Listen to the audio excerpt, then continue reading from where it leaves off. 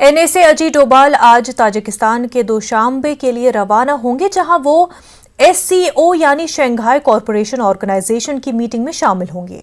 इस मीटिंग में पाकिस्तान के एनएसए भी शिरकत करेंगे। हालांकि इस दौरान भारत पाक दो तरफा मुलाकात नहीं होगी। एससीओ की मीटिंग कल और जुमेरात को होगी। बताया जाता है कि रूस के एनएसए के साथ अजीत डोभाल दो तरफा बातचीत होगी।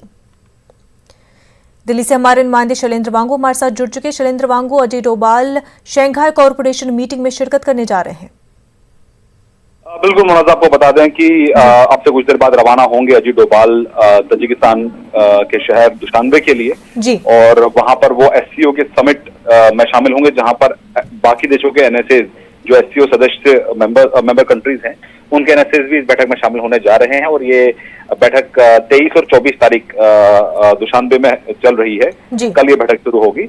हालांकि एनएसए अजीत डोभाल परसों लौट आएंगे दुशांबे से, क्योंकि परसों ही प्रधानमंत्री मोदी के साथ जो बैठक होने वाली ऑल पार्टी, उसमें एनएसए अजीत डोभाल मौजूद रहेंगे। हालांकि दिलचस्प बात यह है कि प्रधानमंत्री मोदी की ऑल पार्टी मीटिंग से पहले ही NSA Ajit Doval SCO meeting में शामिल हो रहे हैं, जहां पर पाकिस्तान के एनएसए भी मौजूद रहेंगे, मोईद यूसुफ। हालांकि हमें बताया जा रहा है कि मोईद यूसुफ और अजीत डोभाल के बीच में कोई बायलैटरल मीटिंग नहीं हो रही है। पाकिस्तान एनएसए की तरफ से इस तरह का बयान भी वहां के मीडिया में देखने को मिला है, जहां पर वो कह रहे हैं कि इस तरह की कोई द्विपक्षीय बायलैटरल मीटिंग नहीं होगी। हालांकि ये दिलचस्प होगा कि दोनों एनएसए एक ही छत के नीचे एक ही मेज पर आमने सामने होंगे। बाकी मेंबर कंट्रीज भी वहां पर रहेंगी, चीन के एनएसए, रूस के एनएसए भी मौजूद रहेंगे। हालांकि ये बताया जा रहा है कि एनएसए अजीत डोभाल की मुलाकात रूस के एनएसए से शेड्यूल्ड है। करीब 2.5 घंटा वो मुलाकात होगी। कल इसकी संभावना है। हालांकि आपको बता दें कि ये एक महत्वपूर्ण प्लेटफॉर्म है जहां पर सिक्योरिटी को डिस्कस किया जाएगा। बिल्कुल शैलेंद्र, बेहद शुक्रिया आपका।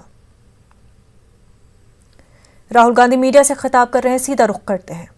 मृत्यु हुई है उनका